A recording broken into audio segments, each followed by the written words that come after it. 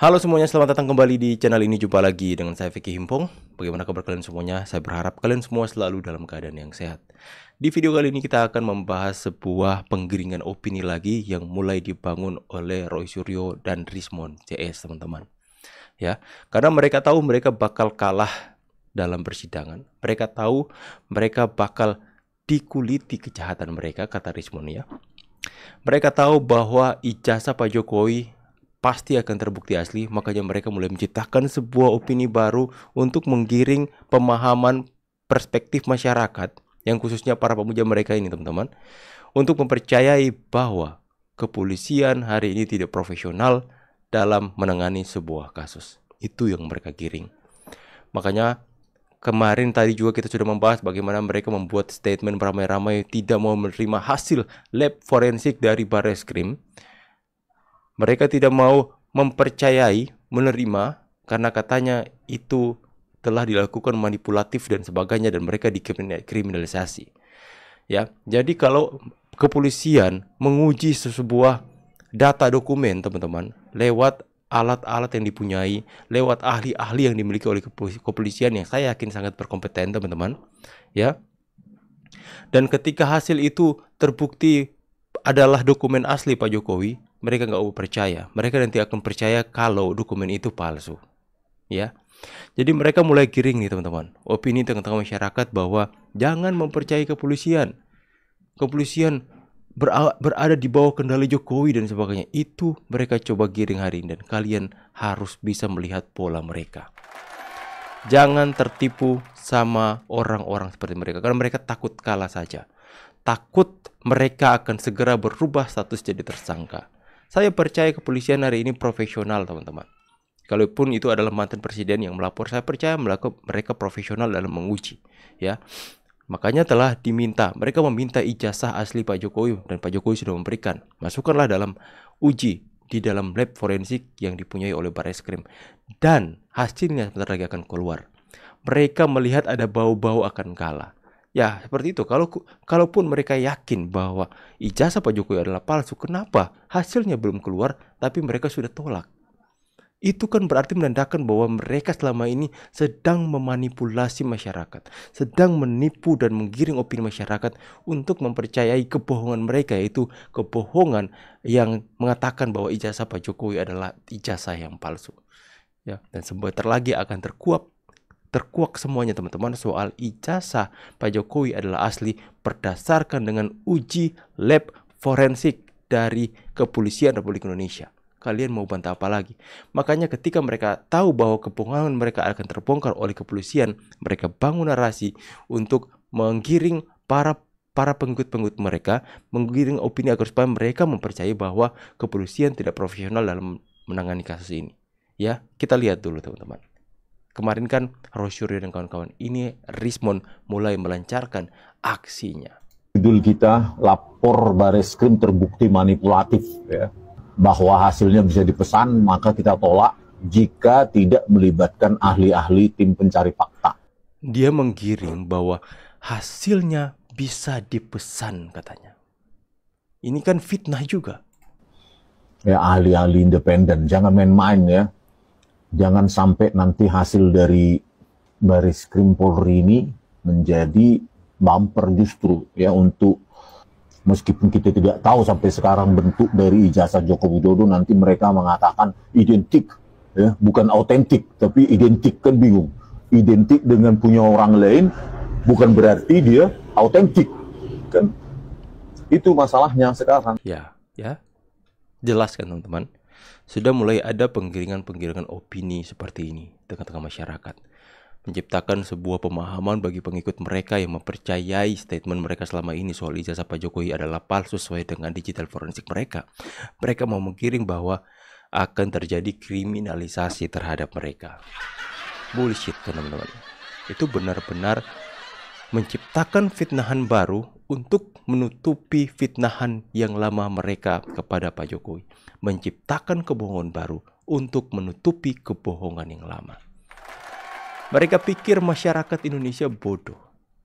Mereka pikir seenak udal mereka untuk memfitnah kiri, kanan, atas, bawah.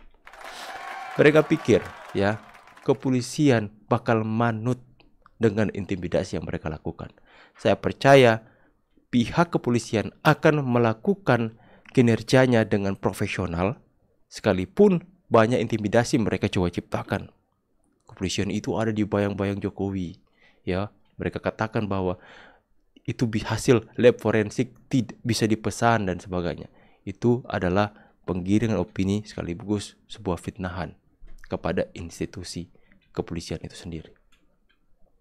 Jadi masyarakat perlu untuk kita waspada, karena mereka sebenarnya hanya menunjukkan kepanikan mereka saja, menunjukkan ketakutan mereka saja bahwa mereka akan kalah. Lah katanya Anda mau mengkuliti Pak Jokowi, belum masuk sidang Anda sudah panik seperti itu, sudah menggiring bahwa itu institusi Barreskrim Polri manipulatif katanya. Belum apa-apa, katanya mau mengkuliti, ya. Belum apa-apa Anda sudah dikuliti sendiri. Teman-teman ya, ini adalah hal yang benar-benar bisa kita lihat siapa sebenarnya. Sebenarnya kalau masyarakat bisa menilai dengan teliti, kalian sudah bisa menerka ini siapa yang bakalan menang dalam kasus ini. Siapa yang penjahat sesungguhnya dalam kasus ini. Siapa yang bikin gaduh, pembuat gaduh sesungguhnya. Ada berita terbaru. Ada tuh Abraham Samad. Ya, Abraham Samad yang mangkir dari panggilan polisi. Wow. Bentar teman-teman ya. Abraham Samad mangkir dari panggilan polisi. Yang awalnya sok jago dia teman-teman ya, sok keren. Kita lihat dulu sebuah postingan dari Bang Jemil. Bentar ya. Ini dia teman-teman. Meanwhile ini. Ya, jangan anggap terlalu hebat bahwa Jokowi itu terlalu hebat, biasa aja, biasa, gitu kan. Jadi laporan polisi itu hal yang biasa. Jangan terlalu ditakuti. Jangan membuat kita tidak bisa tidur. Jangan membuat kita tidak bisa bekerja. Itu biasa saja. Dan saya yakin di ruangan ini kalau kita sudah hadir di sini, itu berarti kita sudah sepakat semua ya, bahwa kita akan melawan kesaliman Jokowi dan rejimnya. Juga kita sudah sepakat dengan para purnawirawan ya, yang sudah disampaikan beberapa hari yang lalu, bahwa kita tetap konsisten meminta Gibran untuk mundur. A few moments later. Lo mau nolak jadi saksi? Patah leher. Kalau lo dipanggil jadi saksi oleh polisi, jaksa, atau pengadilan, itu bukan undangan, tapi itu kewajiban hukum. Kalau lo seandainya nggak datang tanpa alasan yang sah, lo bisa dianggap menghalangi proses hukum. Cek di pasal 224 KUHP, seorang saksi yang nggak mau bersaksi tanpa alasan yang sah bisa kena pidana lo maksimal. Setelah Dr. Tifa dan Rizal Fadila, Abraham Samad mangkir panggilan polisi soal ijazah Jokowi. Jelas-jelas orang ini adalah orang yang tidak bisa mempertanggungjawabkan perkataannya sendiri. Seolah-olah yang paling keren, memberi semangat kepada yang orang-orang yang terlapor. Panggilan polisi itu biasa. Nggak usah untuk tidak tidur nyenyak. Panggilan polisi itu biasa. Lakukanlah pekerjaan aktivitas seperti biasa. Biasa itu kok. Meanwhile, ketika dirinya dipanggil polisi, malah mangkir teman-teman. Panggilan polisi itu bukan undangan pernikahan. Tapi panggilan polisi itu adalah kewajiban hukum yang harus Anda patuhi. Karena jika tidak memenuhi panggilan atau mangkir, itu Anda bisa terkena dengan undang-undang, ya, untuk menghalang-halangi proses hukum jika tidak mempunyai alasan yang tepat, dan bisa terkena dengan hukuman pidana. Ya, paling memberikan semangat kepada teman-teman mereka ya, kepada Kurnia, Rizal Fadila, ya, itu kan CS-nya dia teman-teman. Biasa itu panggilan polisi. A few moments later, Abraham Samad mangkir dari panggilan polisi.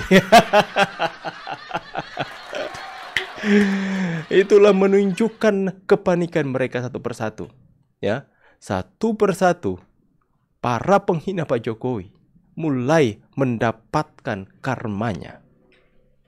Keren gak tuh teman-teman? Keren. Orang baik jangan kalian celumi. Orang yang tidak pernah melakukan kejahatan sedikit pun kepada mereka, tapi mereka fitnah habis-habisan. Makanya kalian berhadapan dengan doa rakyat kepada Tuhan untuk membela perkara Pak Jokowi untuk menjadi lawan kalian. Silakan menunggu hasilnya. Kita tunggu sama-sama hasilnya.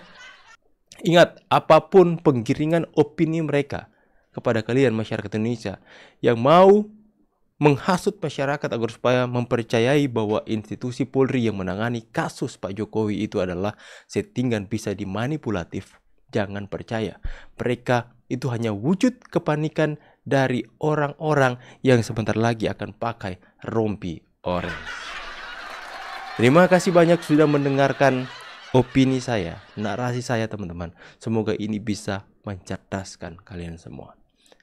Semoga ini bisa membendung setiap penggiringan opini mereka hari ini. Ya, jadi saya berharap kalian semua bisa mendapatkan pesannya teman-teman. Dan sebelum saya mengakhiri video ini, jangan lupa bulan 8, 16-20 kami akan pergi ke IKN untuk melakukan banyak hal di sana dan kemungkinan besar bersama dengan Pak Jokowi.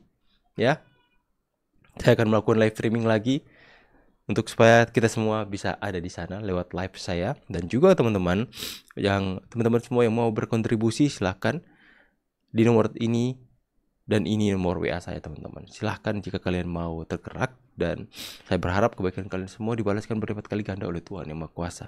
Apapun besar kecil, bahkan doa sekalipun, saya sangat menghargai dan saya memohon Tuhan untuk mengembalikan berkat-berkat yang sudah kalian kontribusikan kepada saya secara pribadi. Saya pamit dulu teman-teman. See you on the next video and God bless. Bye guys.